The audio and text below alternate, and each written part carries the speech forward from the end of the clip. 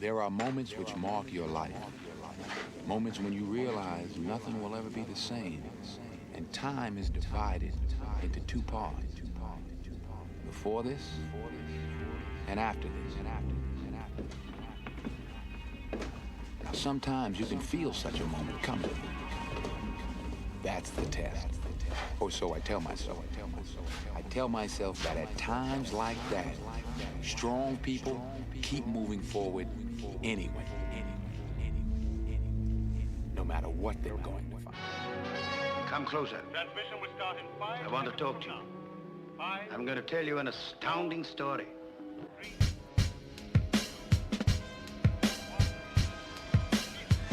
It's almost like a symphony of different elements that are very carefully brought together to provide exquisite enjoyment.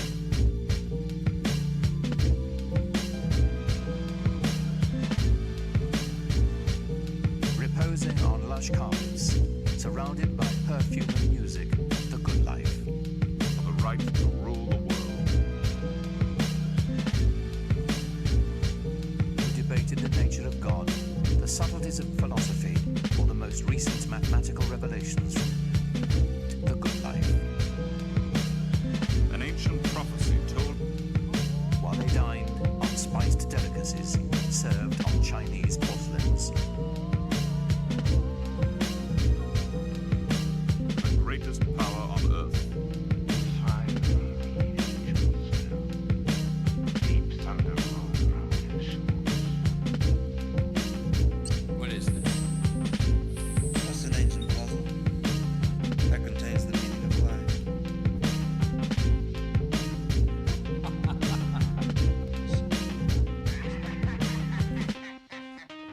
Yes, everyone. Haha. Welcome to one and all. Goodness gracious. It is StoryTime episode 18. It is a Sunday evening. We are blessed with a little bit of electricity and the ability to beam a little fun session on the end of a weekend where we try and dot some interesting mysteries surrounding the human race, our existence, secrecy, and just the vast expanses of our reality. That's what we do here at Storytime. If you've just joined us, welcome. We've just gotten started. I know it's not usual that we start so early on a on a Sunday. Sometimes load shedding forces us a little bit later, but in this instance here, we're going to be rolling with you for about 2 hours.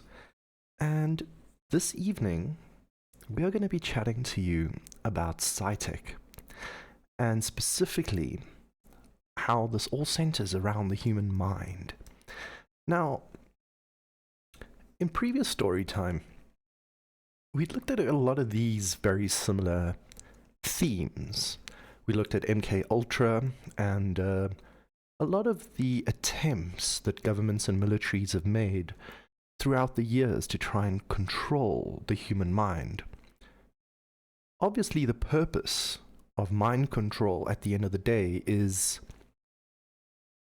for lack of better words, a weaponized form of information control.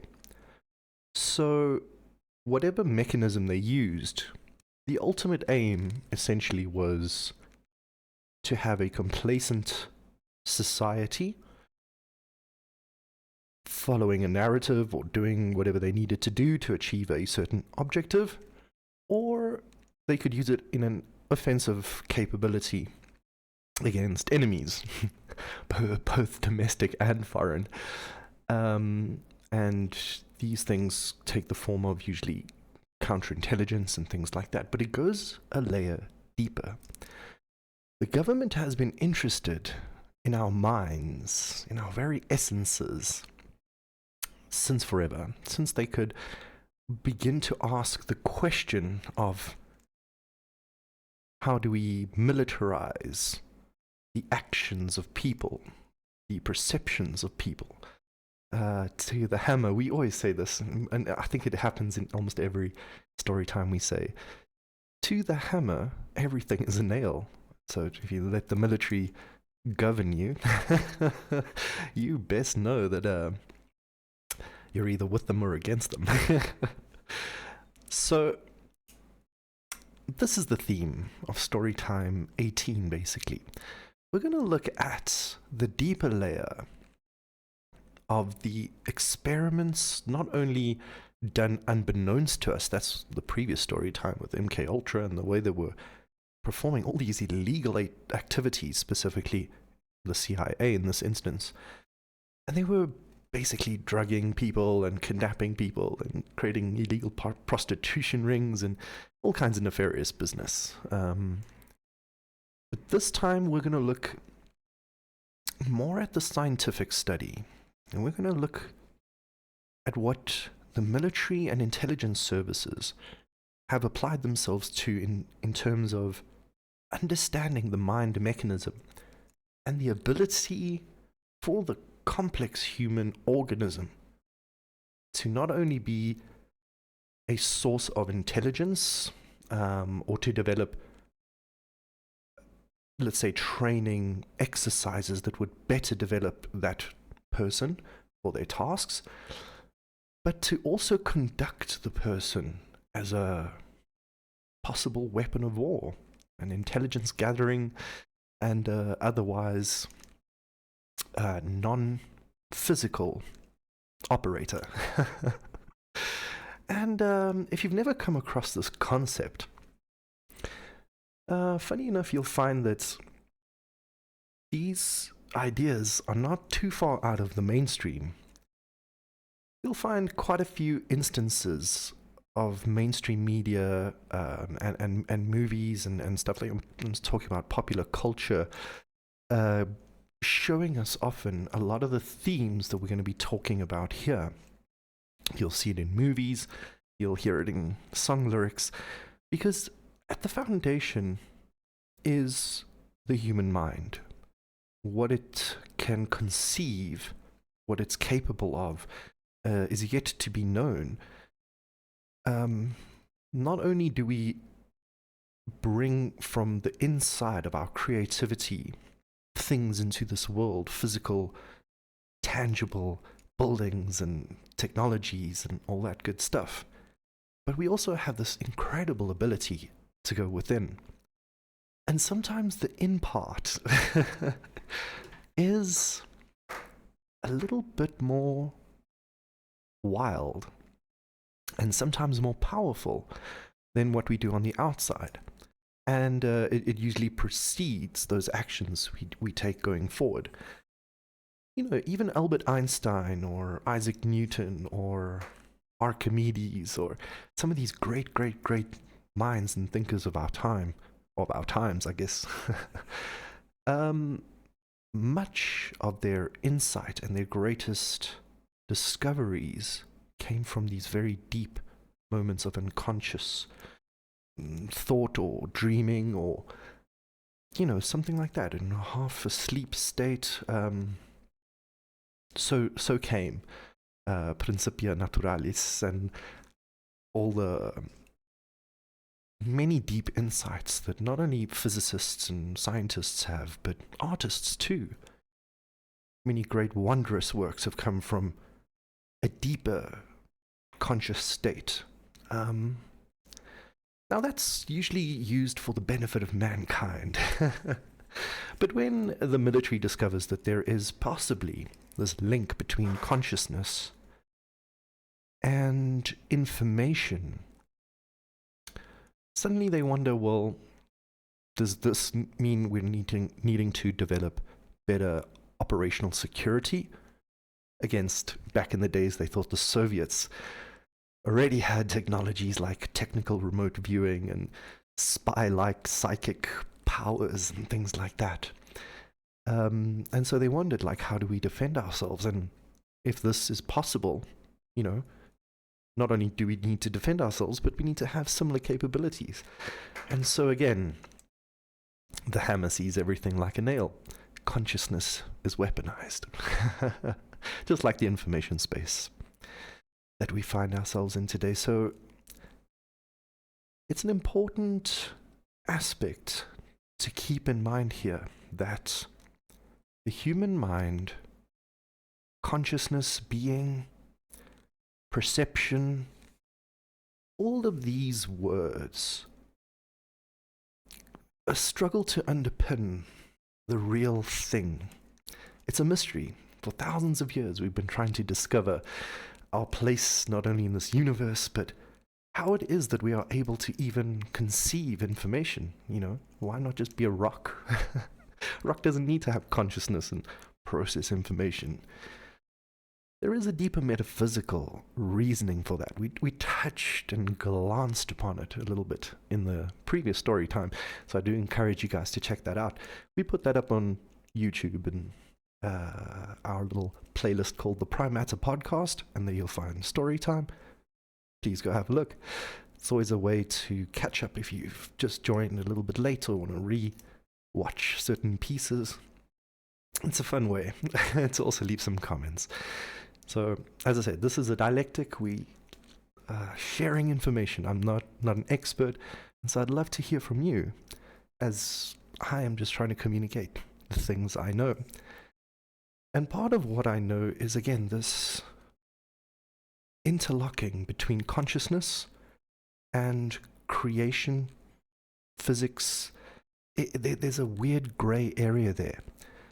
And if you don't believe me, stick around. There'll be a few things that we'll look at in terms of what are the quantum effects of human consciousness.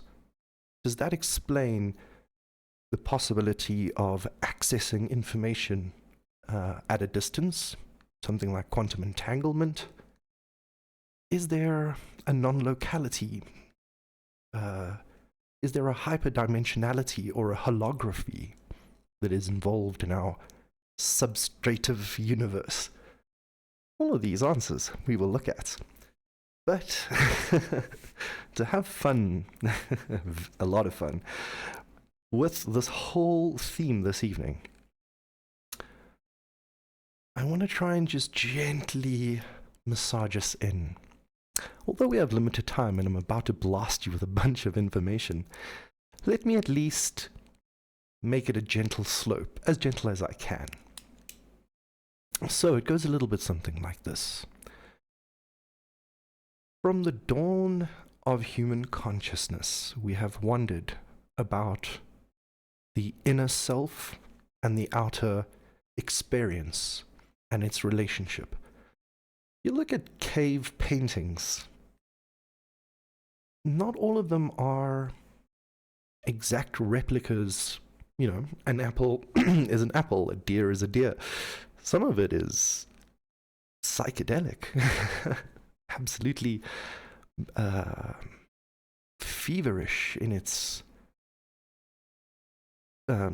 just depictions. You know, we'll maybe pull some up, because what's been really interesting of late have been some really amazing cave wall paintings from, I believe it's the pre-Ice Age, that have showed up in South America, and the wall is enormous. Let's see if we can pull that up. So, you know, there's a lot of people like Terence McKenna, Graham Hancock,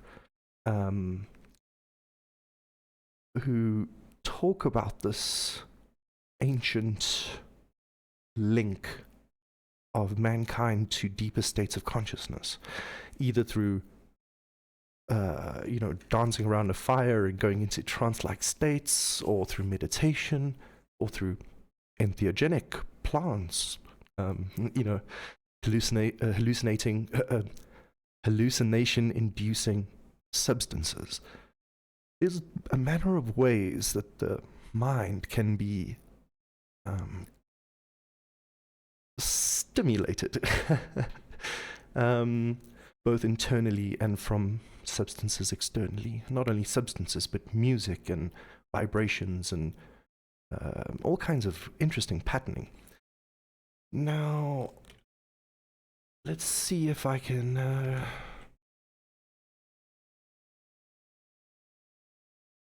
bring up that Ice Age wall. because it was truly, oh, there it is. Now, what I find so incredible, I'll bring it up on screen here. What I find so incredible about this cave system, sorry, not cave system, this wall of prehistoric cave, well, it's not cave art, it's because it's on the outside, I guess, but it's prehistoric rock art. And what I find absolutely fascinating, firstly, is how incredibly well preserved it is, number one. Here we're seeing just a small picture, but apparently it goes on for quite a bit and wraps around. And apparently this place is quite inaccessible, and it's really a deep story because it appears to be pre-Ice Age. Now, what we're saying here about this rock art is that, you know, you may see, you know, people, you may see animals, but then what are these lines? What are these strange beings with multiple, like, horns? And, you know, it's, some of it is truly psychedelic in a certain way. And that is because our consciousness stretches in dimensions. Like, let me put it this way. Your eyes see a very limited band or spectrum of the electromagnetic wave sort of field that is available to us. In other words, in this spectrum, you can only see a small amount with your eyes. Only a certain amount of that spectrum is visible to us. Things like infrared are not, and, you know, beyond the light spectrum there's quite a bit of the EM. And oddly enough, there is more to our reality than what you can just measure.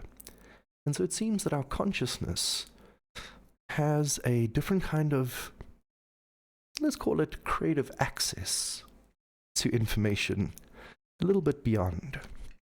Now, this rock art here is in, oh my goodness, have uncovered tens of thousands of Ice Age paintings of wild animals, humans, and rock faces in the Amazon. So this is in Colombia.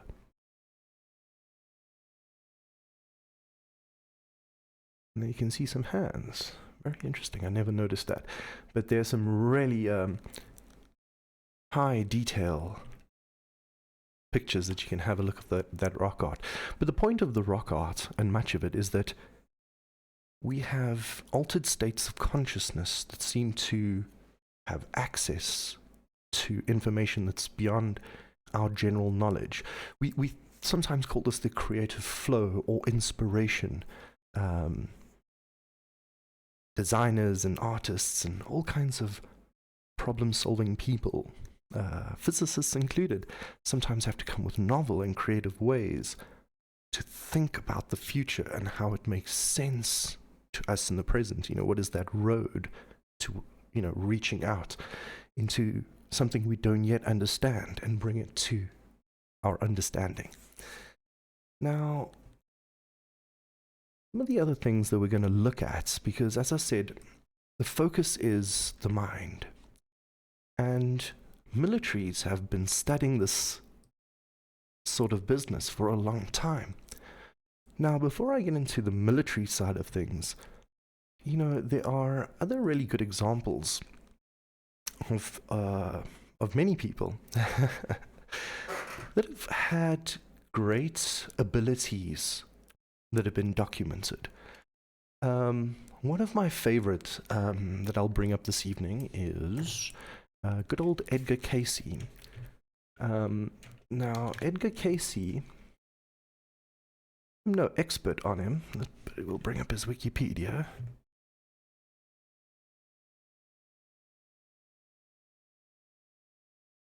Alright. So this is good old Edgar Cayce. Alright.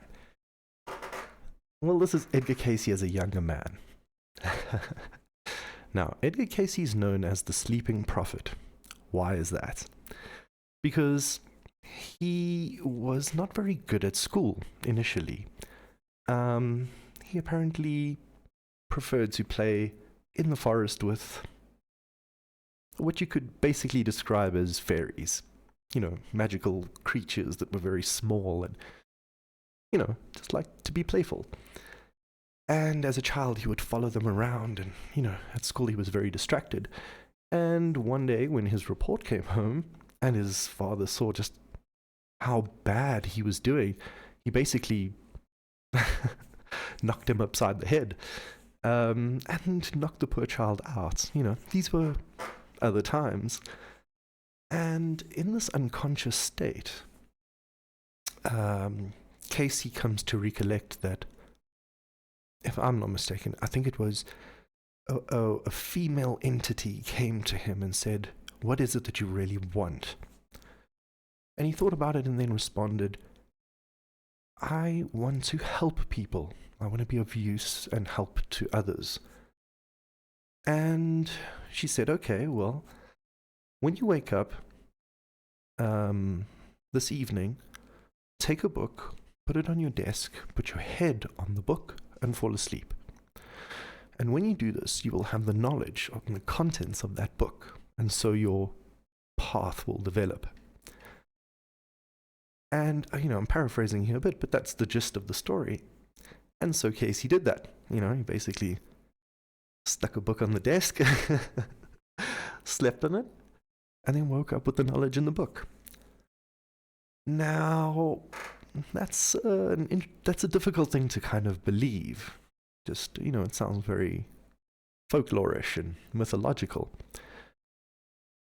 But Cayce eventually finished top of his class.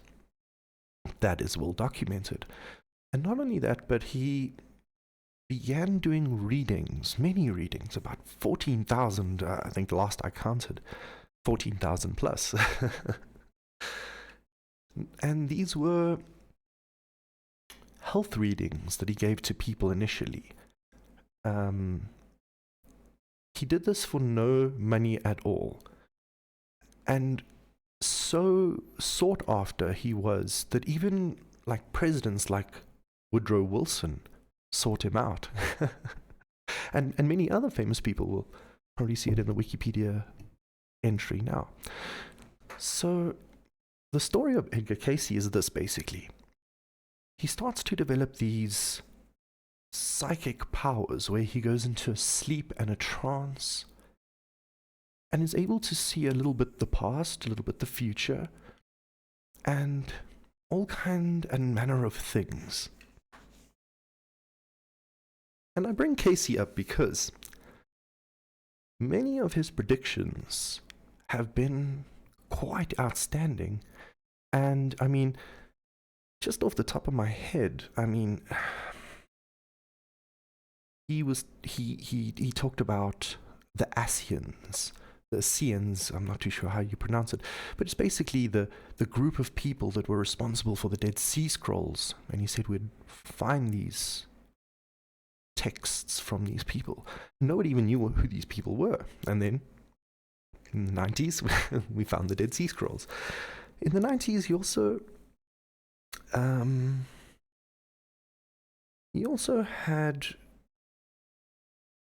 the foresight that there would be a discovery that the pole was moving, because one of his readings deals with the end of the world, or a cataclysm, basically. You know, not the end of the planet, as it were, but an Atlantean cataclysm. And he talks about Atlantis often, which is another interesting aspect. But he basically said in 1998, you know, we would detect this moving pole. And the pole literally has been moving since we started detecting this in exactly that year. And, you know, he has these amazing details about what this pole shift will one day bring. You know, it's so similar to some of the things that we've looked at through the Adam and Eve story. Another beautiful document held in the CIA vault that public record can have a little fun and read. Chan Thomas. And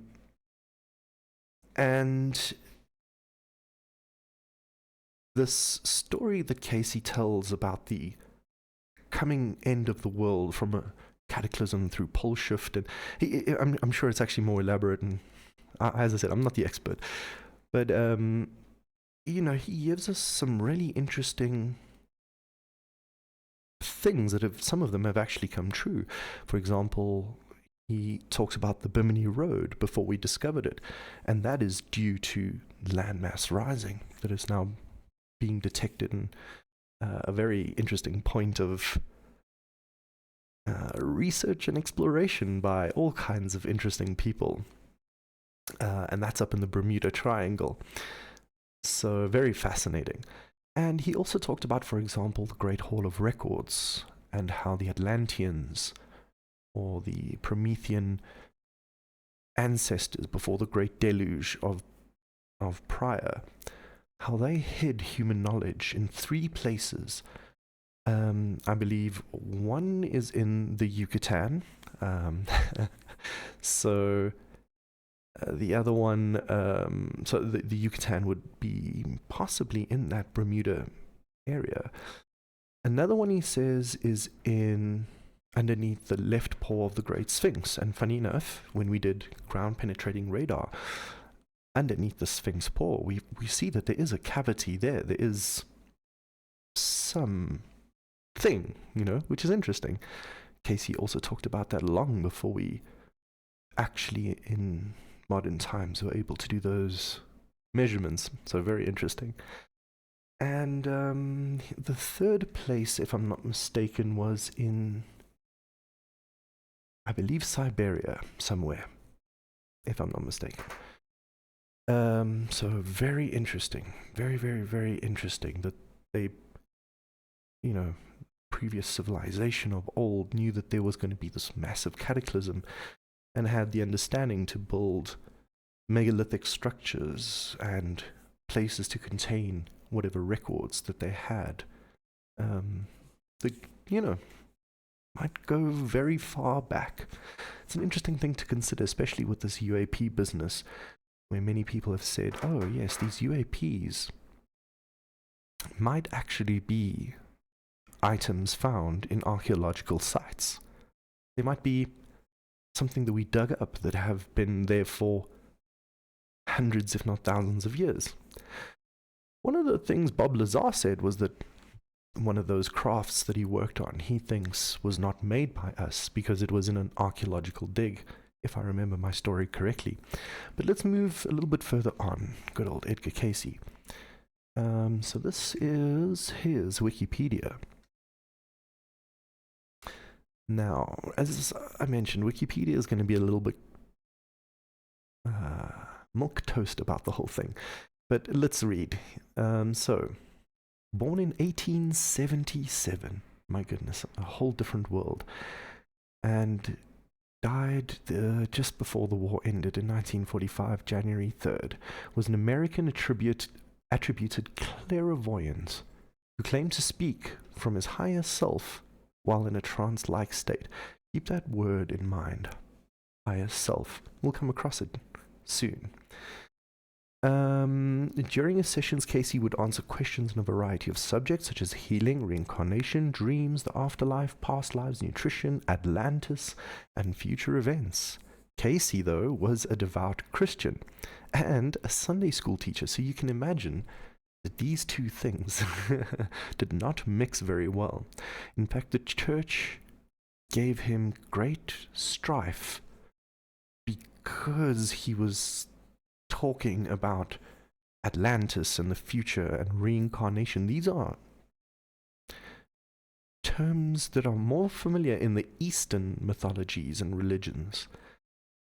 So it was a great struggle for him to be who he was and try help people with his, let's call it, gift, and then still be part of this Kentucky very orthodox Christian environment. And the Sunday school teacher must have been the most awesome Sunday school teacher ever. But he tried not to mix, I think, his readings with his Christian beliefs. But, it would have been interesting. So, Cayce, a devout Christian and Sunday school teacher, said that his readings came from subconscious mind, exploring the dream realm, where he said all minds were timelessly connected. Cayce founded a non-profit organization, the Association for Research and Enlightenment, to record and facilitate the study of his channeling and to run a hospital. Cayce is known as the Sleeping Prophets, the title of journalist Jess Stern's 1967 Cayce biography. So if you want to know more about Edgar Cayce, that was the first biography written, and many principles and characteristics of his beliefs were a part of the New Age movement, as the wiki says here. So Edgar Cayce is an interesting fellow, and as I said, he's been visited by all kinds of... Oh, here we go. Cayce's clients included Woodrow Wilson, Thomas Edison, Irving Berlin, George Gershwin, Gina Serminara, I don't know who that is, and then many others. And, a lot of this has deep effects on these people, and they go on to work on the, Wilson went on to work on the 14 points, and others ended up in Palo Alto, which was part of the nuclear research side of things. And, Cayce got a lot of things wrong. He did like 14,000 readings, and a lot of them were not future readings or past readings, and a lot of them were feelings. He would say things like, I think I feel, it seems like, and I'm sure it's not easy for the human mind to pull that kind of information, as we'll see going a little bit forward. So Edgar Cayce, man, what an interesting person. I really recommend that you even go check out a lot of his... the Cayce Foundation has a lot of texts that are available to the public of all of his readings, and they're numbered, so you can actually look at each one, and it has a specific number, so you can reference them nice and easy. It's great. They really did a good job there.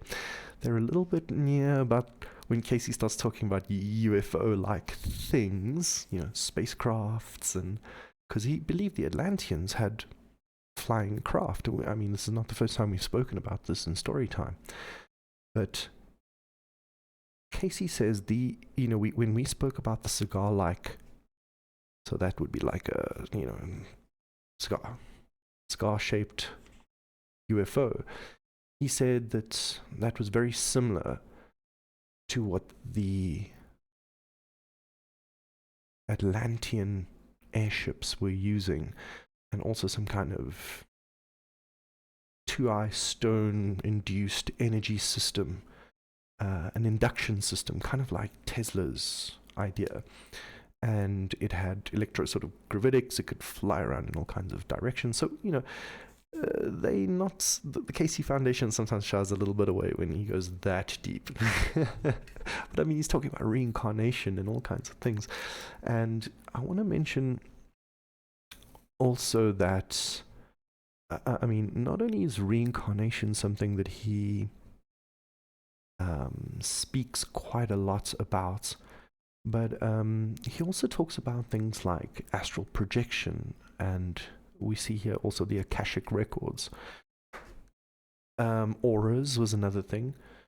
So I know this sounds like a lot of new age hippy-dippy, crystal wearing kind of thing, and no offense to anyone, but there are things that Cayce not only predicted with not like Nostradamus, where it was kind of like, the lion will come when the small lion through the storm. It's all very like, it's not very precise. Cayce was really thinking about these future scenarios and past lives, and he was bringing it with an interesting kind of language, not always precise, but much more human connection to the information. And that's why this concept of the Akashic Records is also important, because what the ancients called the Akashic Records, now, for those of you that don't know what the Akashic Records are, this is basically, the Akashic Records comes from Theosophy. Okay, so Theosophy was one of the mystery schools and deals with this hermetic idea from the Emerald Tablets of Thoth. This idea that everything is at once connected. Time is a little bit of an illusion. It's only our perception that locks us in time. But all information is around us. We illuminate what we claim we know. To know a thing, we have to put our attention upon it. And so if your attention can be, instead of a laser, a lamp, you have access to not just a thing, but many things, past and present. All things are scribbled in the essence of history, they say, and all of it is available to people who are dedicated enough to take the real deep journey into their higher selves to access that information. And I will show you later how it is that the CIA came to figure out their own method called the Gateway Project to do this very thing. So, whew, man, mind blown so far. I love Edgar Cayce. What a hero. Champion. Now, Edgar Cayce came in the 1870s and passed away in 1945. So he wouldn't have really seen the rise of the industrial age smashing into the secret cabal that becomes the military-industrial complex. His was a different time. And I say this because you will see the people that we'll meet later in this episode have all now, we're moving through now to more modern times, and you'll find that these people have now, when they have these powers, boom, there comes research institutes, intelligence agencies, militaries, government operations. It becomes weaponized. So Cayce was still untainted by this kind of psyop-y stuff. He was just naturally gifted, gave his gift to humanity, and tried his best to be a good Christian. And as I said, a lot of the information he gave us really helps us understand. Like now, as we're trying to like digest UAPs and aliens that could have been here, and created us, and maybe that we have technologies that are 0 point and could destroy things. This is all very similar information that he gave us from the tale of Atlantis and the Atlanteans and the Two-Eye Stone and their technologies and their folly and the internal war that they had. And there's a lot of evidence for this. Even the Bhagavad Gita and many of the other Sanskrit written Hindu texts and others talk about the wars of the gods, and they describe nukes so well, so well, the iron rods that bring the light of the sun, and then they describe radiation sickness and the great fires of hell. It just sounds like mushroom clouds everywhere, basically, in my mind. But I'm getting a little bit off track here. What I'm trying to say here is this information has been in the Akashic Records, in the zeitgeist, in the unconscious mind of the human spirit.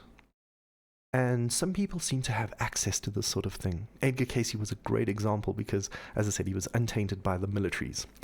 But now, as we move into the modern times, and this I've gone into in one of our very first episodes of Storytime, the Noaidi of the Sami people, the shaman of the highest latitude people of the Laplands and, Scandinavian territories, they were incredibly powerful astral projectors and shamanic practitioners of all kinds of what would seem like magic to us. And we have accounts that, people that, when investigators have put before people who have claimed to have seen the men in black, let's call them, and they say, these people with these strange pale features, and then what did they look like? And they basically have groupings of generically made facial representations of different racial and cultural groups, and a super high percentage, which is like, oh, these people here. In fact, let me pull it up. Because this goes into, we spoke about Operation Reindeer. Let me not go down that whole man, it's a beautifully deep rabbit hole. The Sami people are incredibly amazing, and I just want to give you a picture of the Noaidi.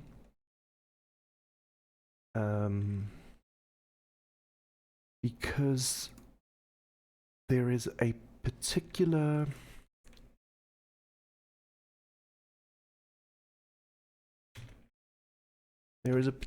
facial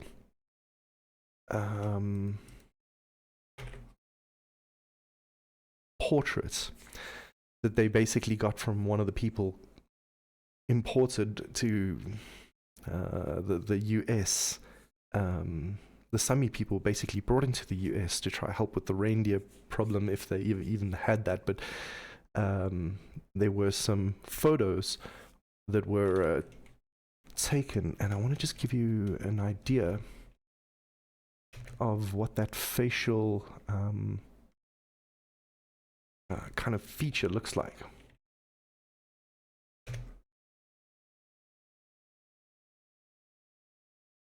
Does it look like?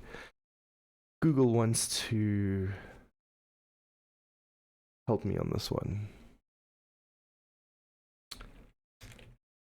But anyways, if you're interested on the matter, I will have to definitely upload that episode. My apologies, I don't think I've put that up on good old YouTube yet. Anyways, moving forward. The whole concept of gifted people, whether shaman or just people that have some kind of, from birth, amazing ability, like Cayce or whoever, these things become of great interest, obviously, to the governments. They want to know how to achieve such things for their own purposes.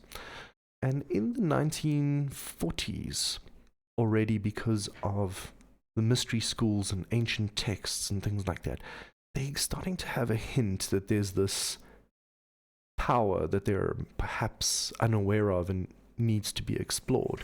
And so, that's kind of like one of the reasons that Hitler goes after the Spear of Destiny in Africa and, the Raiders of the Lost Ark and that whole business. These ancient relics have these significance because many of the texts crisscross and tell you that there is some hidden great power to be understood. Now, many believe that the power actually is not external to us, but internal to us. And this, again, also applies to the UAP business we got going on at the moment, because some people believe that the craft are consciously manipulated. You put your hands on some kind of a platform, and then you move it with your mind. It's very interesting. We'll come across this in a bit of more of a deeper dive in a future episode. But as I mentioned, the next bunch of people that we're going to be talking to, or not talking to, but talking about, they are the ones that form what was once, I believe it was Operation Sunburst, which became then Project Stargate. And it's basically a gentleman called Russell Targ and another guy called Hal Puthoff. Now, Hal Puthoff is incredibly famous and has written many books and done many studies, and is really a treasure of the UFO study subject. And he feels like a really genuine person. Even though, as again, you do have to take a little bit of what he says with a pinch of salt, because completely surrounded by disinformation, counterintelligence, and when you're read into certain projects, you have to follow certain narratives and not follow certain narratives, publicly speaking. But generally, I enjoy Hal Puthoff's inputs, and he and Targ created basically the psychic spy division of the CIA and of the military. And again, we said earlier at the start of this show that many of the things you have already perhaps seen in the movies, you might not know have this deep connection to. For example, there's quite a famous movie here, let me bring it up, called Men Who Stare at Goats. Now, for those that know, this film features quite a bunch of famous people, but the most important, I guess, of which is good old George Clooney. But Men Who Stare at Goats is a really bizarre film, and at the end, he, spoiler alert, he kind of bursts out of this underground secret bunker, and there's this little thing that opens up and a bunch of goats come streaming out, and you see him there in his lab coat, and he's confused as to where he is and where did these goats come from. But the whole idea is, and perhaps here's a good image to maybe bring up and try and explain the objective of Men Who Stare at Goats, is they wanted to, the CIA that is, weaponize the psychic ability of humans to possibly kill another human being or living thing. So it's a bizarre situation, because they thought that the Russians were thinking about this, and they were like, well, if the Russians are doing it, then we have to do it. And there's good old George Clooney trying to kill a goat with his mind. And it's quite incredible the lengths that the military have gone to again, try and use whatever capacities the human mind has for whatever ultimate project they can think of. And if it's not to control something, it's to destroy something. But that's the military, and we'll see that others have had a more interesting relationship just trying to research the phenomena. And that's where, again, Harold Puthoff and Russell Targ come up with the psychological operation, or sorry, not psychological, the psychic operation of the CIA. Now, let's just pull up the Stargate project here. The Stargate project was a secret US Army unit established in 1978 at Fort Meade by the Defense Intelligence Agency and Stanford Research International. Now, that was a private contractor, so you have the military and private contractors working together there. And this is to investigate the potential for psychic phenomena in military and domestic intelligence applications. The project is the precursor, and its sister projects originally went by various code names, Gondola, Stargate. Now, you know what? A lot of that has actually been declassified, and I have it here. Let's have a quick look. Bada bing. So, this is the Gateway project. Now, hold on. Let's bring Sunstreak. Here we go. We'll get into Project Gateway in just a sec. So this again, freedom of information, finally been declassified. Now this one is quite a trip. They call it Psychoenergetics. Psychokinesis is a type of psychoenergetics, ESP, telepathy, remote viewing. These are all types of psychoenergetics, the relationship between the mind and energy. Basically, the way it works is that there is a relationship between energy and matter, and energy and information, and therefore information and matter. And the three have this deep connection with some kind of perception or psychology. Yeah, it's very, very interesting. So it is the process by which an individual may psychically interact with objects, locations, organisms, or events.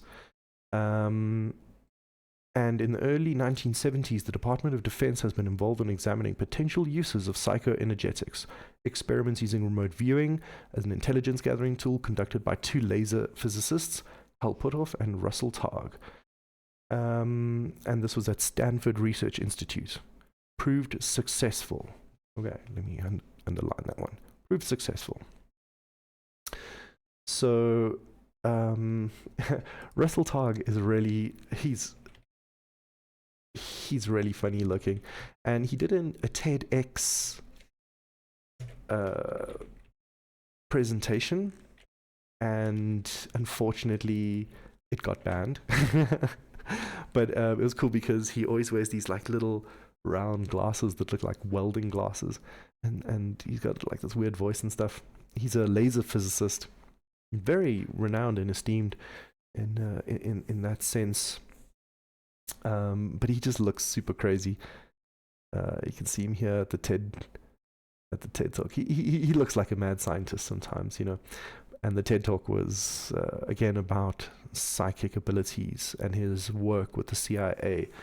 And ESP and all that stuff. So unfortunately that one got banned, but I'm sure you can find it in different places on the internet. And then Hal Puthoff, obviously, again, just an amazing contributor to the UFO field. Yeah, in his ripe old age now. But let's go for a bit further. Remote viewing. This is one of the things. Apparently gifted psychic subjects, the most notable of whom were Pat Price and Ingo Swann. Those are the next two people we're going to touch on. SRI scientists conducted several CIA-sponsored remote viewing tests. Now, they didn't only test Pat Price and Ingo Swann, but they also tested people like Uri Gellar. And we have we have that here. Hold on, I'm sure I've got this here. Bada bing. Okay, so also declassified information. You can find this on the CIA vault. So you can see there Russell Targ and Puthoff basically were supported by the Edgar Mitchell Foundation. For those of you that don't remember who Edgar Mitchell is, he was one of the Apollo astronauts. So how interesting is that one of the Apollo astronauts decided to invest time and money in things like the Research Institute of Psychoelectronics. Now, this is basically a briefing from the SRI, the CIA briefing about sorry, let me try that again, shall I? This is a briefing from the CIA about the Stanford Research Institute and their study on Uri Gellar. Now, Uri Gellar is extremely controversial because even from his early days, he was mixing cheap magician tricks with some of his more incredible psychic abilities. And so when his magic tricks were discovered, he was discredited right from the start. But that didn't stop the Mossad and the CIA and all kinds of other organizations from, I suppose, hiring him and training him and doing tests on him and such. So let's have a look here.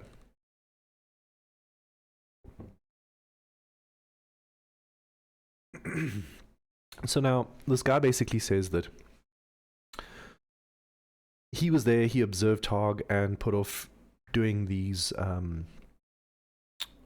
range of activities. He didn't see anything out of it seemed all very scientific. And he says, I personally observed at yesterday's briefing no unorthodox behavior by Puthoff or Tog that could serve to corroborate ARPA's judgment, because ARPA basically said this was all a sham and, that sort of business. And, of course, no film is unimpeachable in terms of record or of behavioral situation, and though I doubt that the SRI would risk their reputation by showing a doctored film, much stranger things have happened. So he leaves himself a little bit of plausible deniability, but he says he doesn't think that the SRI would basically risk their reputation about what they put forward in terms of the studying of Uri Gellar. I'm just going to go through this very, very quickly here. As you can see, some of the stuff's still redacted, just PS. And the video that they're talking about, I actually do have it. I do have it here somewhere. Let's have a look-see. I was a Stanford Research Institute. Video about Uri Gellar. Where would I be?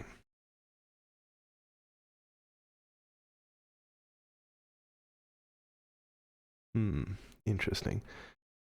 Let me see. Because it is just quite a thing. It is quite a thing to behold.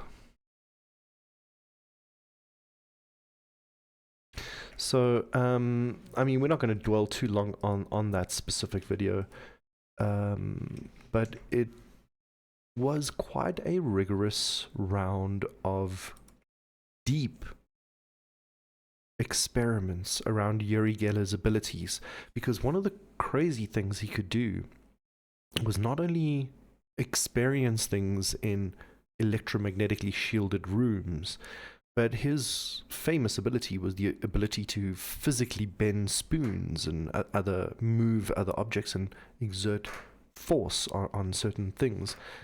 And, one of his most famous things is that, they gave him many, many envelopes, and by a process of elimination, he eliminated hundreds of envelopes to the final one, which had the correct message.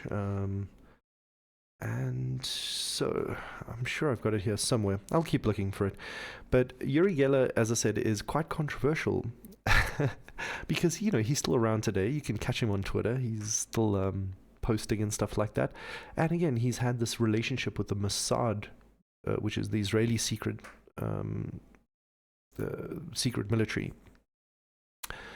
And it's their intelligence services. My apologies. Secret military sounds it's like something else. But basically, it's quite incredible that the CIA vault has these mentions of psychic phenomena and people that are very, very capable. We mentioned Price and Ingo Swann and Uri Gellar. Oh, and here's the video right here. Bada bing. Let's bring that up. So let me try to blast your eardrums and make sure you all can hear it. And ladies and gents, welcome. Welcome to StoryTime 18. We're going quite deep on this. So here is the video given out by the Stanford Research Institute. studying Uri Gellar. And as I mentioned, it's got this footprint in the vault of the CIA, specifically relating to the studies that they did with the psychic and his abilities. Stanford Research Institute has been conducting an experimental program in the field of psychoenergetic effects. We do not seek only to add to a catalog of interesting events. Rather, the purpose is to apply objective scientific analysis in the study of these reported phenomena to determine whether a pattern of cause and effect relationships can be established of the type more familiar. There's Edgar Mitchell's name. In the physical sciences. This film describes a 5-week investigation conducted at Stanford Research Institute with Uri Gellar, a young Israeli. The film portrays experiments that we performed with him just as they were carried out. So I'm just going to let this play in the background while we're chatting. There's young Uri Gellar with that dashing 1970s do. And there's Hal Puthoff in his younger days. Now, with Uri Gellar, they take him through a battery of tests and all kinds of very scientific applications, but it seems very unscientific to the people at the time, the peers of Targ and Puthoff, because what they're studying is something that can't easily be measured. They're inventing experiments to try and discover these relationships. So they're really like going from scratch.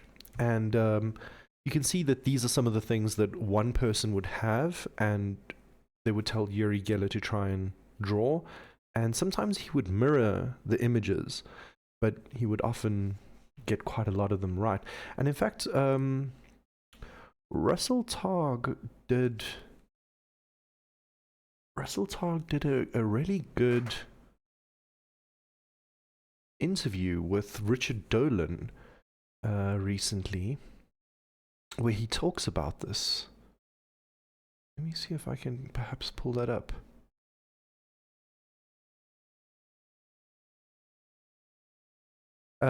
So it's very fascinating. Let's see. Yeah, here we go. So this is good old Richard Dolan, and let's make sure you guys can hear this as well.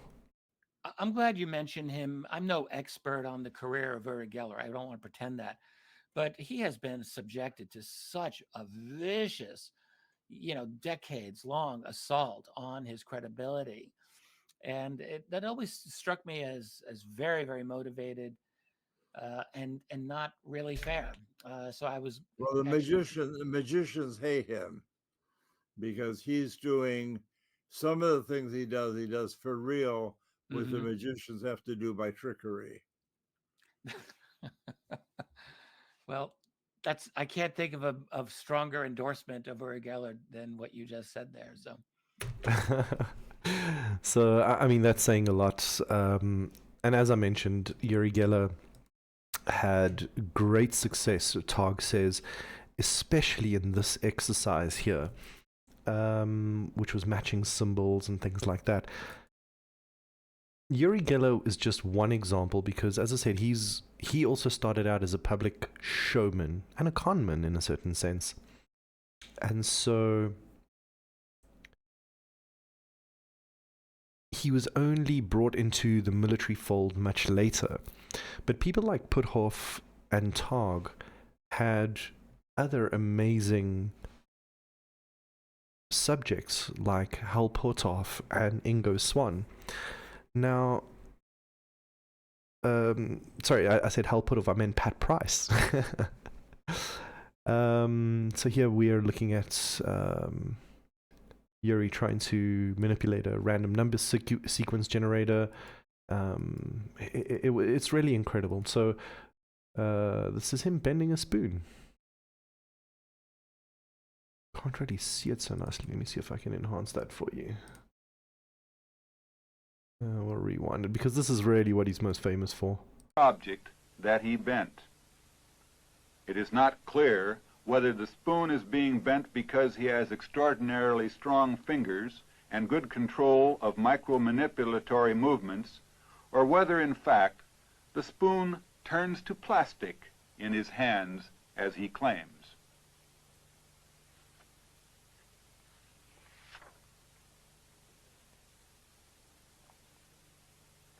Now, some of the things he's apparently been able to bend without doing this rubbing motion. But if you've watched The Matrix, there's a section where the child says there is no spoon.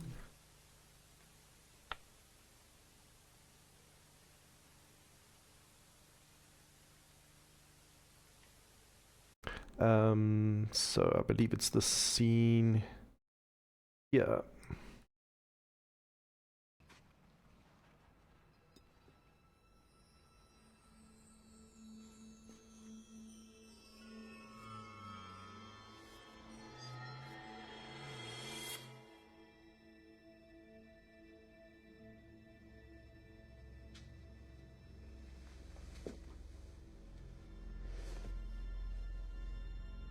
Do not try and bend the spoon. That's impossible. Instead, only try to realize the truth. What truth? There is no spoon. That's one of my favorite lines from The Matrix. And that's a tip of the hat right to Uri Gellar, who was an incredible spoon bender. And in fact, he's got this car with all of his bent spoons on it. It's quite ridiculous. But Halputov and Targ studied this man with Edgar Mitchell's money. You know, this is a Apollo astronaut. These are serious people who have done physics and are driven by scientific and engineering endeavor. And here they are looking at this kind of parapsychology, right? And Uri Gellar, as I said, was one that did incredible things under very stringent conditions, and so is a very interesting subject. But then there's others like Pat Price, who walked in through the door of the Stanford Research Organization, and there's Project Stargate. Because let me just make this quick point here. Project Stargate was the rebranding of all the little smaller code named projects that they had: Gondola Wish, Grill Flame, Center Lane, Sunstreak. And the one document that really sort of highlights this, that we were looking at here earlier, let's bring it back up on, because now we got way off the way off the bandwagon at that point. But going back to Operation Sunstreak, which, as I said, Pat Price and Ingo Swann become part of Stargate. And Stargate's now in the late 70s, but what preceded this was this, with these other little projects, and this was one of the documents that we get from the Defense Intelligence Agency that is now declassified, and only declassified very recently. Not very, very recently, in 2000, approved for release. So used for proven gifted subjects, and I just want to, there's Pat Price and Ingo Swann. I just want to go down here. So in the 1970s, these are some of the operations that they were asked to do. Now remember, this is during the Soviet War. I mean, the Cold War, that is. The Soviet nations and basically the West, And here they said the U.S. Army Surgeon General, working with the DIA, published the studies of Soviet block work in Psychoenergetics. So that's where they picked up this idea that the Soviets claimed to have this ability, and so they started studying the same. And a lot of it was for missile intelligence, because they wanted to know where all the nukes were. And not only the nukes, but also the submarines. In fact, Pat Price was really good at this. He was incredibly good at this. In fact, there's a free documentary that you guys can watch called Third Eye Spies, which I highly recommend. You can catch it on YouTube or anywhere on the internet, basically. And there's a section where they talk about Pat Price. In fact, let me see if I can quickly pull that up, because Pat Price was just absolutely the most amazing intelligence official, because he was able to locate these submarines that radar wasn't able to penetrate and sonar was difficult to detect, because submarines were one of the highest threats of a retaliation strike or a decapitation strike against the US. So they were of critical importance. And that's why the Defense Intelligence Agency involved themselves with these parapsychological operators. Oh, here we go. Now, let's see.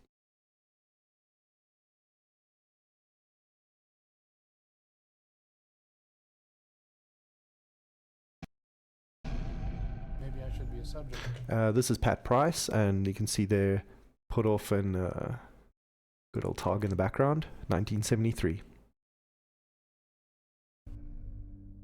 SRI comes up with Pat Price. He had a map on the over his desk, and he had a bunch of pins on the map of the world, and their pins were all stuck in the ocean. And I asked him, I said, Pat, what are all those pins? They're just scattered all around. He said, oh, I'm following all the nuclear submarines in the world, and I move the pins around and I relocate them. For an intelligence officer, I mean, this would be one of the most fundamental breakthroughs in naval intelligence if you could follow all the submarines in the world. And he had a high success rate at that. In fact, they actually discovered one of the USSR's biggest submarine ship docks, where they were building a super huge submarine nuclear capable super weapon. And you can see here that the US Missile Intelligence Agency awarded the contract to SRI to study remote viewing at this time, so 1977. And that comes under Gondola Wish. The purpose was to integrate Soviet and Eastern psychoenergetic intelligence collection into the all-source operations. Okay, and that was Fort Meade, by the way. That name comes up very, very often in our studies. And now you can see that Gondola Wish starts with Project Grill Flame, which was to use remote viewing as a collection method. And these guys were excellent. I mean, let's see if I've got, I think in that same documentary, I think he, let's see here. Price was brought in independently to describe the same target location and went on to read documents hidden in the vault 3 floors below the surface. Okay, so what's Tog talking about here? If you look on the left-hand side, top of the desk papers labeled Flytrap Minerva, file cabinet on the north wall labeled Operation Pool, second word unreadable. Documents hidden in the vault. Folders inside labeled Cue Ball, 14, 4 ball, 8 ball, rack up. And what the story is there is good old Pat Price is one day given, he has to try and obviously, they need funding. So a general says, okay, well, prove to me that this works. So he says, well, give me a target, something that no one will know. So he gives him, talks to a friend, he gets a location, he eventually comes back and he says, this is the location, tell me what's there. And Pat Price goes into his higher self, starts remote viewing the thing, and he's drawing and he's going deep and he's pulling out these things. He's saying that there's a concertina door and you can go underground, and then there's like a secret base, and in the base there's a file cabinet. In the file cabinet there's these operations. These are the names of the operations. These are the code names of some of the umbrella things under this code name, and when he said this to the intelligence official, he almost got into a lot of trouble, because the guy was supposed to give him a cabin that a friend built right next to this base. He wasn't supposed to remote view the base. He wasn't supposed to know the names of these projects, of that file cabinet that had all these things. So you can see some of the power of technical remote viewing that the military was using at the time. And they got this down to a science. They had manuals for this sort of business. I'll just finish this and I'll show you a manual. Okay, yeah, okay. I'll talk. What did you say? And I drove to the coordinates, and I found the cabin. And 100 meters down the road, I found a dirt road from the cabin. And I drove down it. Found the guardhouse. Found the dish. Found the accordion door. This naval... And that was Sugar Grove in West Virginia. So a highly top secret facility. Pat Price was just like, oh, well, you're supposed to give me a cabin, but the more interesting thing to me was the base right next to it. That's what stuck out to me when I went into this viewing. And what is super interesting to me in my mind is a lot of these remote viewers, Targ is one of them that often says this in public. Not that he's a remote viewer, but he has done remote viewing successfully and says that basically anybody can do it. But he often in public will say that when we try to viciously and very energetically hide a secret, we actually create a large spiritual beacon. And to those sensitive enough, it actually sticks out. And so that's what I love about Russell Targ, is that he speaks very openly. Even though he's been involved in a lot of these secret programs, he has this way of being quite candid, because he doesn't really believe that ultimately at the end of the day that there are any secrets. Everything is in the Akashic Records, and everything is available to everyone if they just knew how to access them. And so that is an interesting facet of psychoenergetics, as they call it, of remote viewing, that when people try and hide a secret, it actually creates like a light in the distance, they call it. It actually catches your attention, because humans and consciousness have a relationship with information. We want to know things. Information begets information, which creates growth. And so when you try and hide information, it psychically makes that our curiosity beam into that sort of thing. That's why secrets are not really natural to us, abhorrent to a free and open society, as Kennedy said. But that I found very, very, very interesting. And, you know, we were speaking about a manual for technical remote viewing that was being used during this time. And as we finish off with the Project Sunstreak from the Department of Intelligence, the U.S. Department of, well, the Department of Intelligence, Defense Intelligence Agency, sorry. So many acronyms. I get lost sometimes. I'm sure I've got a technical remote viewing manual on hand. Should be somewhere here. But I'll have a little, we'll have a little peek at that. I'll bring it up on screen, and we can have a good lull at that. But the whole point is that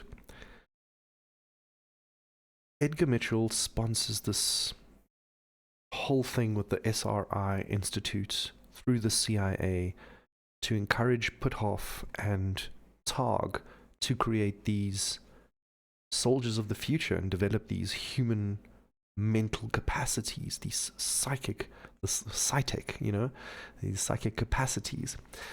And so Pat Price was an incredible, let's actually bring him up here before we forget. Pat Price remote viewer. So, you know, we had some incredible people involved in this project. As I mentioned, this is Pat Price. This is what Project Stargate. We'll get into that in just a moment. We bring Pat Price. Here we go. Now, Pat Price has a huge library that you can go and have a look at. There's a lot of his remote viewing sessions. There's some video. There's some audio. It's really amazing.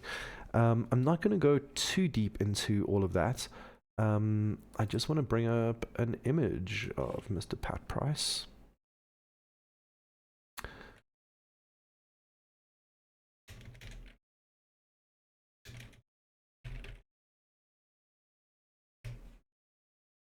Okay, there we go. So you can see the group there, good old Tog in the background, Put Off, Swann, and I don't know who the dude on the end there is. But Pat Price was an incredibly gifted remote viewer. Part of this project was also good old Ingo Swann. Now, Ingo Swann is incredibly renowned because in one of his sessions, he has been instructed to look at a certain place. He's naturally gifted at this remote viewing business. Even before he even knew what the word remote viewing was, he had a very powerful psychic ability, and he used it to already move his consciousness through space and time and view different things. And anyway, so he walks in through the door of Tog's office, starts working with the program, with the Stargate program, and Ingo Swann at one point gets given some coordinates, and they're not on the planet, they're on the moon, on the backside of the moon. And reluctantly, he begins remote viewing. Now, the description or the transcript basically says that he sees domes, he sees structures, he sees lights, he sees a fog, a mist or something. And so they tell him, go and explore it, go a bit closer. He goes closer, he goes up to the dome, he starts looking inside, he sees beings inside this dome. But what suddenly happens is the beings turn and look at him, and they all snap their gaze towards him. And his reply is, they know I'm here, they see me, they're staring at me. And immediately the person who's guiding him through his channeling says, come back now. And he comes back into himself, and he said, you knew they were there, and you knew they were psychic, kind of, why did you put me through that? You could have given me a heads up. And this was part of the secret space program, and could be a possible reason as to why NASA just has not been able to get back to the moon with a physical person in over 50 years. So Ingo Swann is super, super fascinating in that regard. But he is a very powerful remote viewer for many other reasons. And if you doubt the veracity of his abilities, Ingo Swann was able to, at one point, remote view some points on Jupiter. And he's describing this planet, and he says there is a thin ring around Jupiter. And the person confused, guiding him, says, oh, you must mean Saturn. He says, no, I know, I've been all over the universe, all over the solar system in my mind. I know my Saturn from my Jupiter, and Jupiter has a thin ring around it. And this is something that we only discovered much later. And so, it's something that you can't know. You can't see it with your eyes. Here we go. Swann's description of Jupiter. Proposed a study to Tog and Put Off. At first they resisted, for the resulting descriptions would be impossible to verify, because that's what Tog and the SRI Institute wanted. They wanted experiments that were falsifiable and had good data. So they were a little bit like, I don't know, but yeah, sure, whatever. On the evening of April 27th, 1973, Tog and Put Off recorded Swann's remote viewing session on the planet Jupiter and Jupiter's moons prior to the Voyager's probe there in 1979. Now, this is important because before they send the probe, they send the mind of a man in an astral form or a psychic form. And this is interesting because Tog basically says that von Neumann, von Braun, Werner von Braun, the father of the rocket program in NASA, asked him to develop a machine to test how psychic astronauts were naturally. because a lot of the problems they could have no access to, and psychic intuition could be the hair's breadth between life and death, and they could maybe even intuit problems with things like remote viewing. So this thing of using your mind before into space was a very interesting technique that's been documented many times.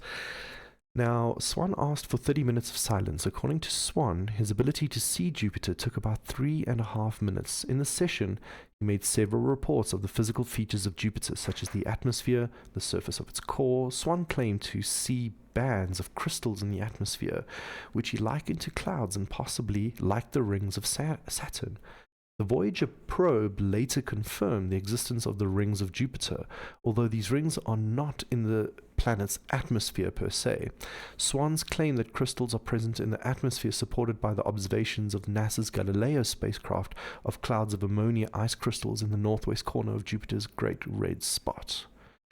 And you can actually read here, he says, like, I get the impression, though, I don't see that it's liquid. I came through the cloud cover, the surface, it looks like sand dunes. They made a very large, grand crystal. So you can read the whole thing. It's just amazing. And this is another testimony of how powerful remote viewing can actually be. And Ingo Swann and Pat Price were really some of the great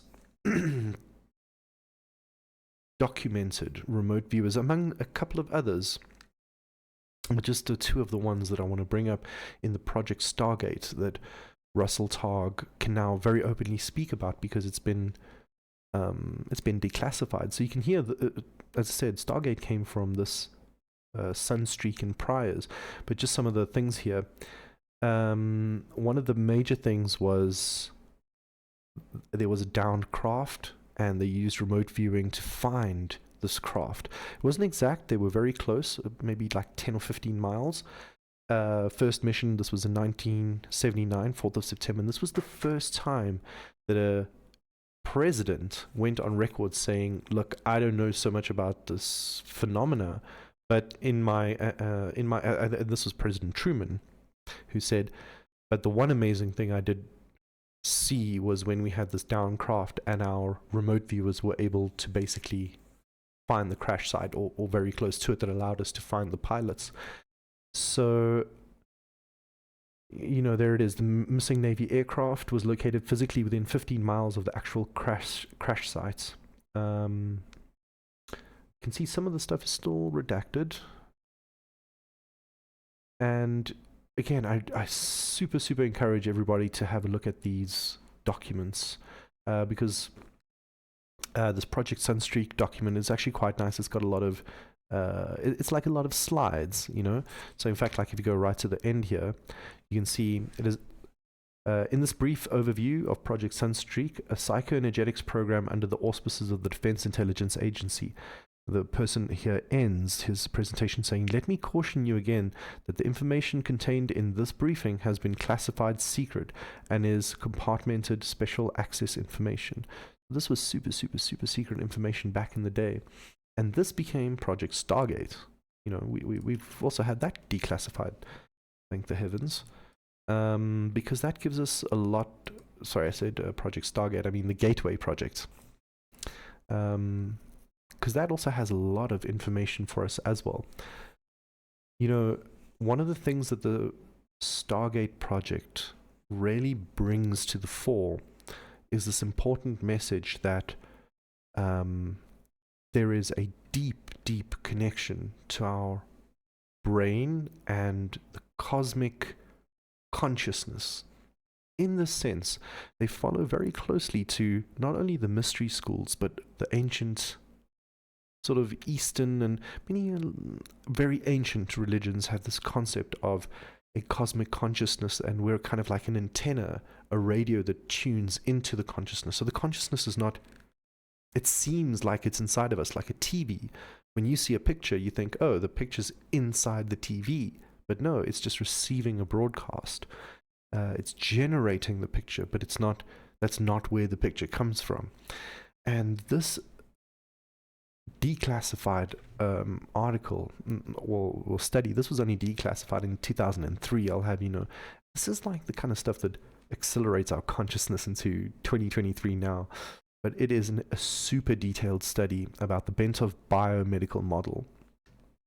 And it goes super, super deep.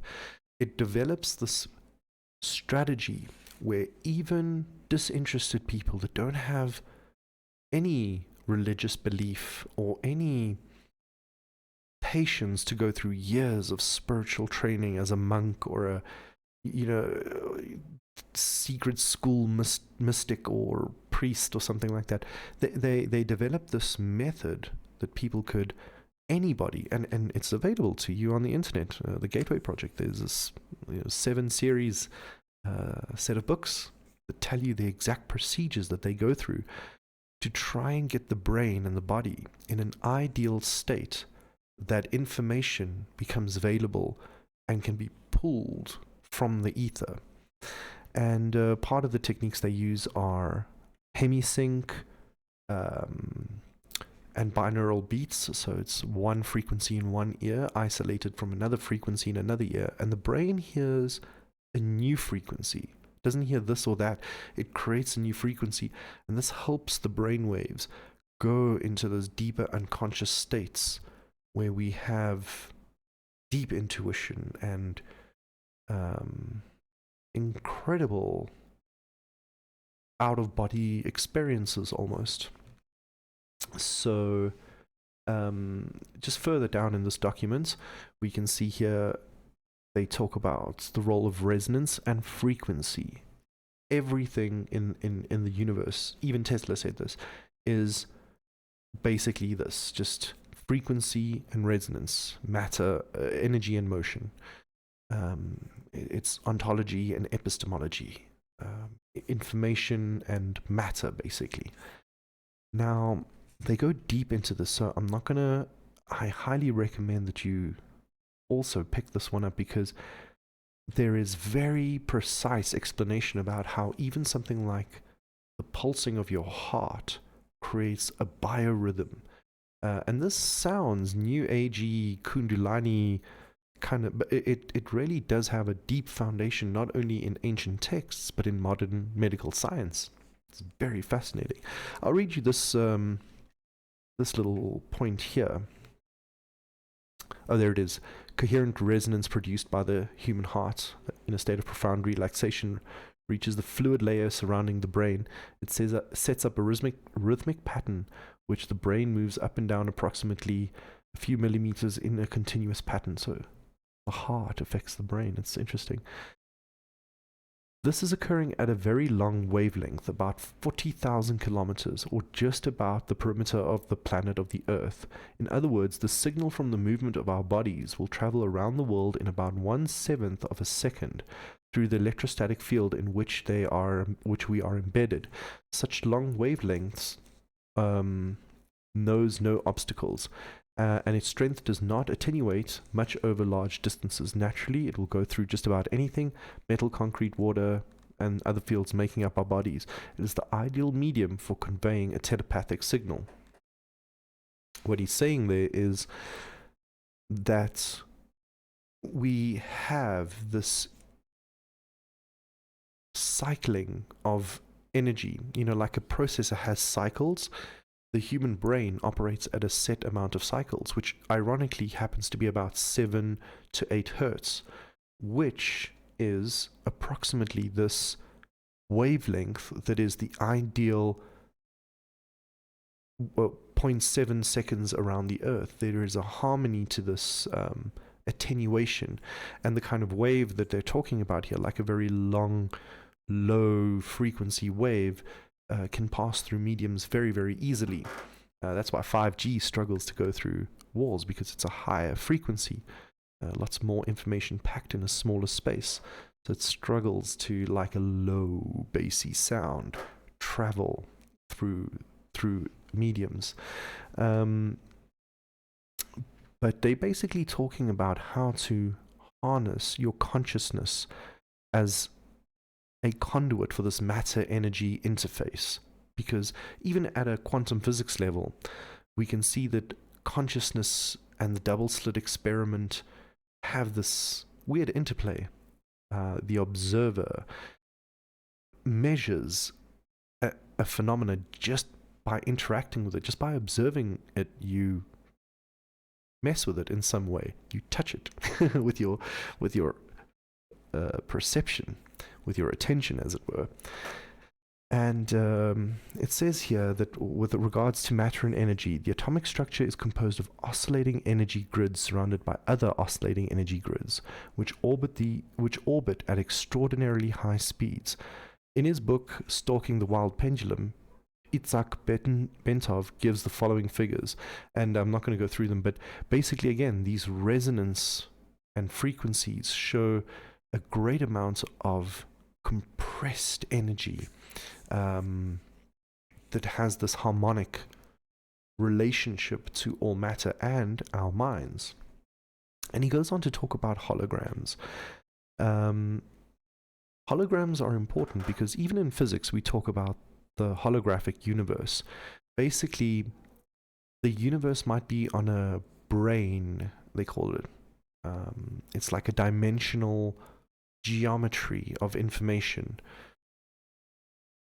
And the way they describe it is kind of that these brains, when they interact, create physical dimensions of reality. Now that's more strings theory kind of side, which I don't follow so closely, but to basically describe holography, physics basically says that there is much more information embedded in these brains that gives us all this information in multiple dimensions, even though the geometry of the universe might be a lot more simple. And what they're trying to say there is basically a simple geometry can have embedded with it a very complex signal.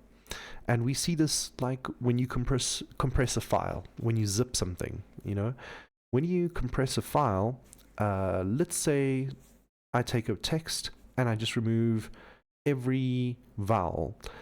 If you read that text, you could probably read it perfectly or near perfectly just by removing some of the text and compressing it, making it smaller than what it was.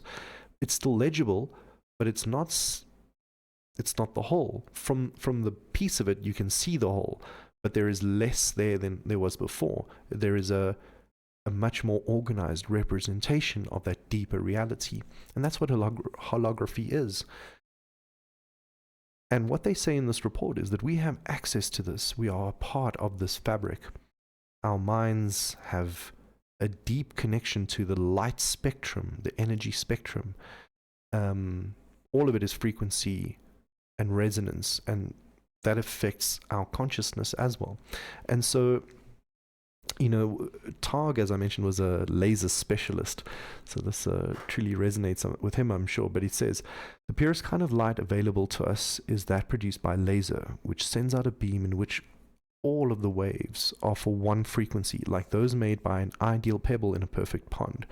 When two laser beams touch, they produce an interference pattern.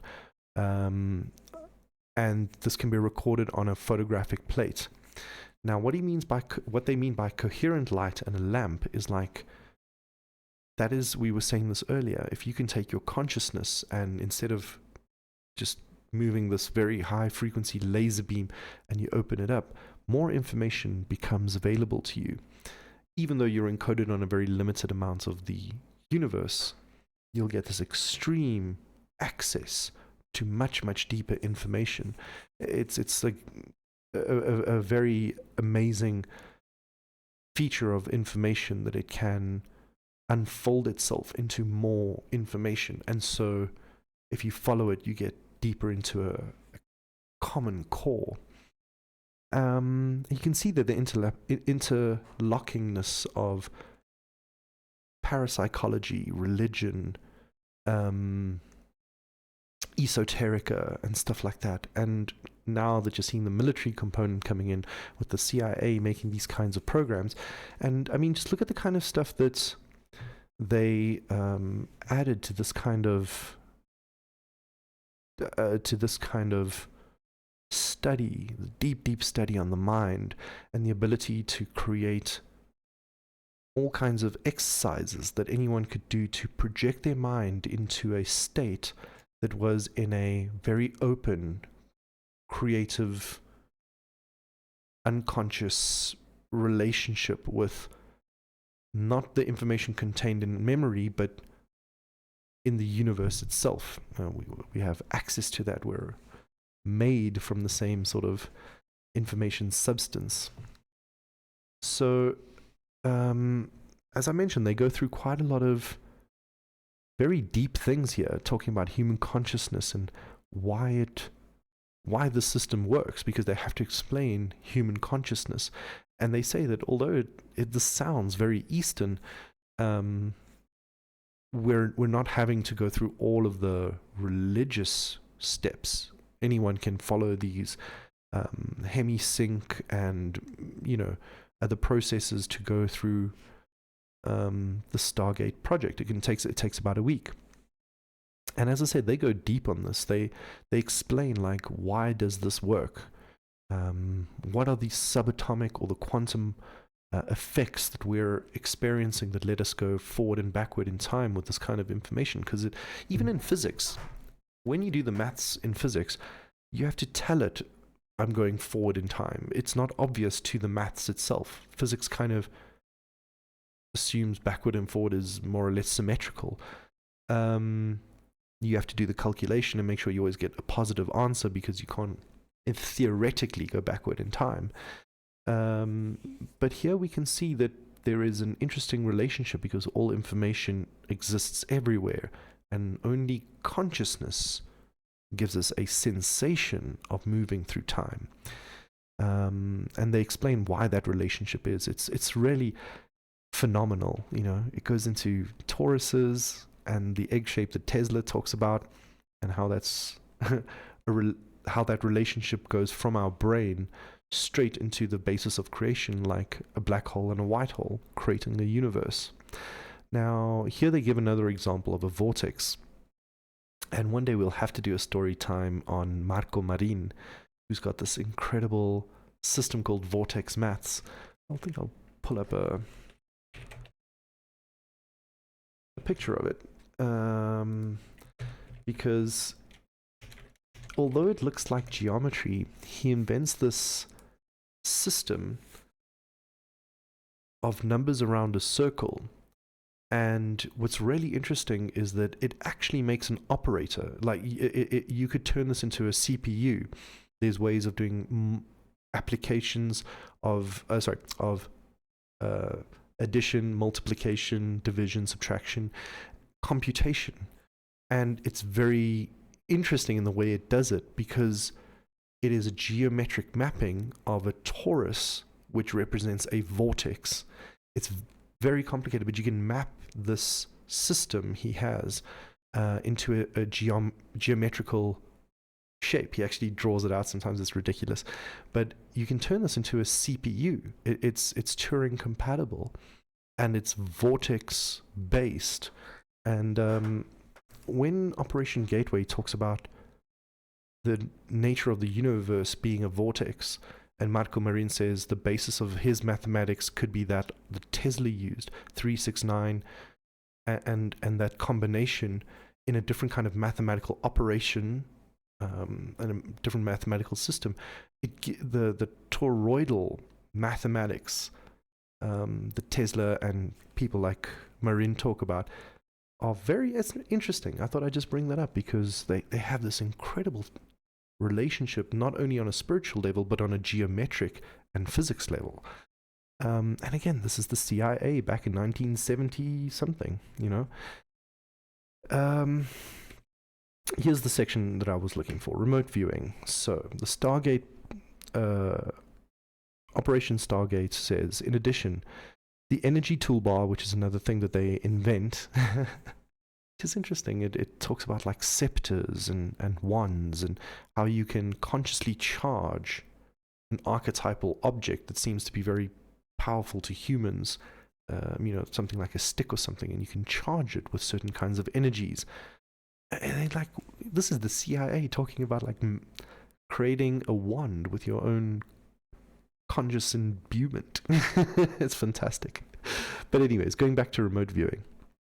So, the initiating a follow-on technique called remote viewing. In this context, the participant turns his bar of energy into a whirling vortex through which he spins his imagination. My apologies, through which he sends his imagination in search of new and illuminating insights. The apparent purpose of the symbolism involved in the vortex seems to cue the subconscious and to convey instructions to it as to what the participant wishes to do in terms of nonverbal symbols, which the right hemisphere of the mind is capable of understanding. So, right and left, they have to be therefore balanced to get this beautiful conscious observation of unconscious creativity. And again, this is a super, super interesting document because there's quite a lot of, again, there's information about REM sleep, lucid dreaming, astral projection. And they even, what I enjoyed about this article is they even talk about belief system considerations. For example, they say here, they're aware that the ancients have spoken about these kinds of topics very accurately before, and they're included in this report. For example, in 1967, Alexander David Neal and Lama Yongden wrote a book entitled Secret Oral Teachings in Tibetan Buddhist Sects, from which the following quote is taken. The tangible world is moved, say the masters, not a collection of moving objects, but movement itself. There are no objects in movement. It is the movement which constitutes the objects which appear to us. They are nothing but movement. Doesn't that remind you of the little boy that says to Neo in The Matrix, there is no spoon? Don't try to bend the spoon, bend your mind. This movement is a continued and infinitely rapid succession of flashes of energy. In Tibetan, it's called tsal or shog. All objects perceptible to our senses, all phenomena of whatever kind, of whatever aspect they may assume, are constituted by a rapid succession of instantaneous events. And this is where Targ was referring to subatomic and quantum effects, this clicking out. Clicking out of certain particles means that information pops in and pops out of reality. And when they click out, they disappear and appear somewhere else. They move faster than what light should technically allow, but because it's a quantum effect, we're still trying to understand how that fits into general relativity, but we know that they do this thing. And the Tibetans have this word already for it, tsal or shug, the succession of flashes of energy that bring objects into perceptible sensing. Those flashes basically are the frames that make up our perception of time and bring information into our knowledge. How interesting is that? And going a little bit further, the classic description of the universal hologram is to be found also in the Hindu Sutra, which says, in the heaven of Indra, there is said to be a network of pearls so arranged that if you look at one, you see all the others reflected in it. I love it. The CIA, for all of their murdering and lying and cheating and trying to take over the world, every now and again you get some of these operatives that really put together some amazing reports that really do inform us. But god damn it, did they have to classify it for 40 years? I mean, couldn't we know this back then? I guess not. They'll say that it was national security and they were at war with the Soviet Union, so unfortunately we're not evolved enough to have let go of the shackles of war and fear and secrecy and anger and all these funny things. So, ladies and gentlemen, I think this is where I'm going to start to wrap up Storytime 18. I hope you've enjoyed this huge plunge into some of the capabilities of our minds and our beings as humans. We are super special, and this was one of the messages in our previous episodes. Humanity is amazing. All life is special and amazing. But when we get people like Hal Puthoff and Russell Targ, who seem to be genuine people and have gone to great lengths to, through people with also like Edgar Mitchell, going through great lengths to research this and to bring legitimacy to the study of these powers that we have to thank them, because the rest of their colleagues have not been so forthcoming and have not been as open as they can be within the confines of their clearance. And we have to thank them, you know, although they've kept secrets and have been involved in projects that they probably still can't speak about. They've given us a great tool to begin diving deeply into our philosophic origins, because those origins could be purely consciousness based, you know. Forget silicon life forms and carbon life forms. Like, at the end of the day, everything could just be a conscious strata. And mystery schools and ancient religions have been talking about this for thousands of years. Although we didn't have the right words that we understand then, as we, you know, kind of have now from these reports, there is overlap, and they are talking to each other throughout the ages. Thousands and thousands of years of a similar message, if you will take the time to sort through it. And if you don't have the time to sort through it, well, then there is the Gateway Project, and you can just follow a couple of exercises and listen to some brain frequencies and do some guided meditations, and, you know, within a week you can be remote viewing all kinds of wonderful things. That is, you know, very, very interesting.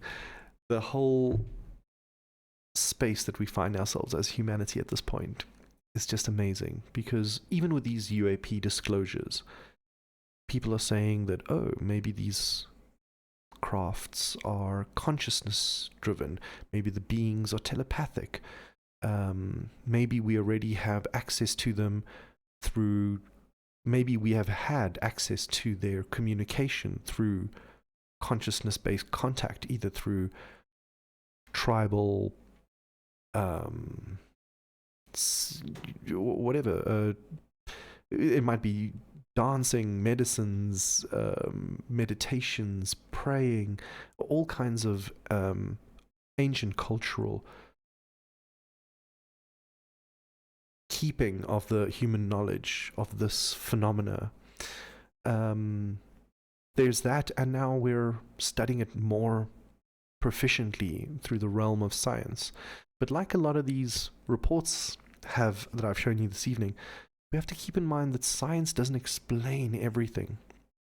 They say in a lot of these reports to just keep an open mind, that a lot of these ancient texts are talking about a difficult phenomena to underpin, and sometimes we need to use concepts that aren't easily defined by just everyday physics.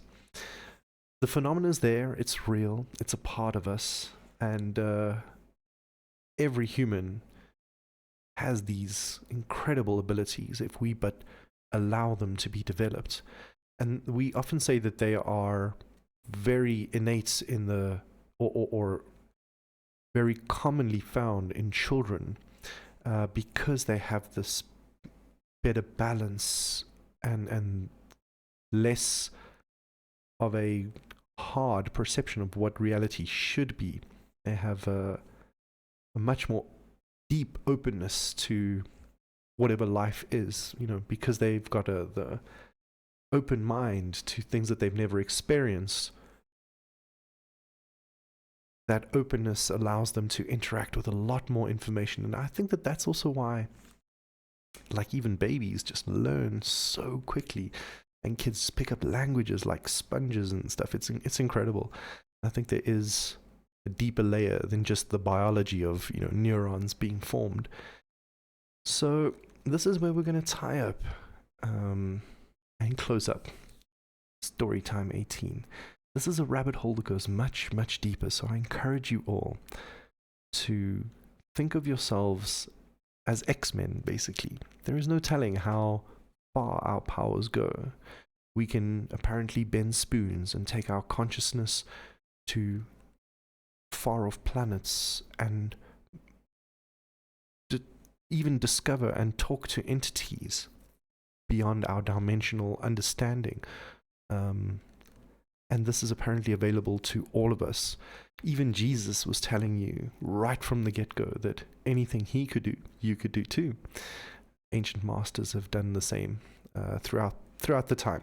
And Hal Puthoff and good old Russell Targ have created a beautiful chapter in the history of mankind that we can look upon it in modern times and be like, wow, this has received real funding. This has been classified. This has been used by the military. This is, where is this project today? I wonder. When we see in X-Men Professor X put on that giant helmet called Cerebro when he's in that giant room that gives him this giant telepathic ability, like maybe that's them hinting at some of the technologies that they've developed with our psychic natural abilities. So who knows? There's definitely something there, and it's great to know that we're alive in a reality that has many questions yet to be discovered. And so this mystery is staring us right there, and it's just waiting for you to begin plunging into. And it's a personal experience, so it's great. No one can tell you what the Matrix is. You have to go and find it for yourself. So, my fellow human beings, I love you all so much, and thank you so much for joining us in this 2-hour expose of all the beautiful things that interweave in PsyTech.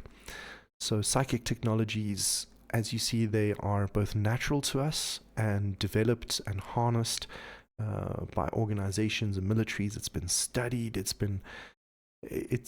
embedded in all of us. And I hope that you see how, on the one hand, we've tried to close the mind and control the mind. That was a lot of what we spoke about in the previous StoryTime, MK Ultra, and all these terrible things we did to break the mind and control it. I thought that it would be good to finish off that whole concept with something a bit more positive and show that in StoryTime 18 we really went to great effort to show that the PsyTech is actually embedded in all of us. We don't need hardcore drugs and abuse and fear and breaking down our personas and all those things to have incredible effects with our mind. That sort of business is for the nefarious groups that want to force people to do things against their will. But when you actually do things within your own desire, when you center yourself to the geometry of your universe, when you're not, put at the barrel of a gun, let's say, the result is you as a special being in this universe have access to the universe. You come from it. There is a direct link to your origin. And when this is done in a centered and peaceful and connected and understanding way, amazing information comes through to you. I'm sure we've all had incredible dreams or premonitions, or you think of someone and they phone you, and that's just a little tip of the iceberg.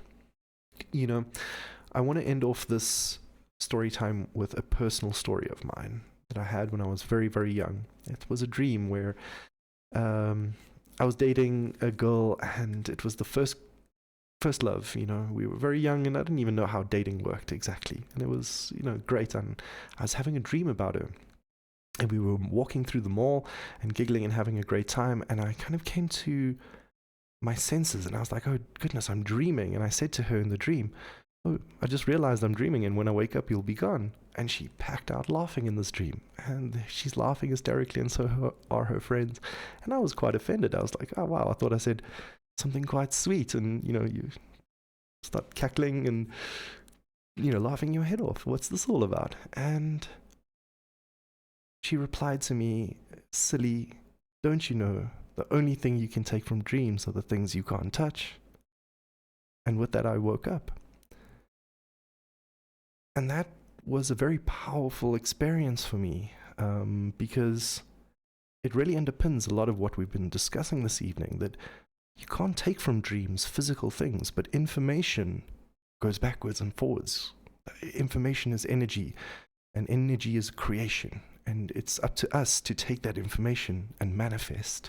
And we mentioned this in previous story time, that, you know, God is the book, and you are the pen. If I can get my pen, there we go.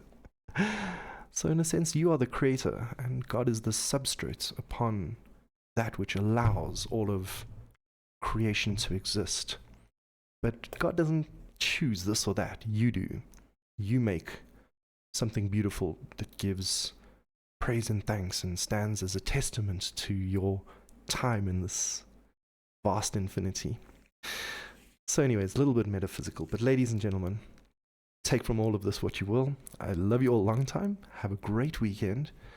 You can catch all of this at the Prime Matter Podcast on YouTube. We'll put it up there. You can email us at theprimematterpodcast@gmail.com. We love your comments. We love your emails. It's nice to see this little podcast getting a little bit of traction, just because it brings interesting discussion backward and forward. As I said, I'm just some dude on the internet, so it's always nice to share understanding, both from me to you and you to me.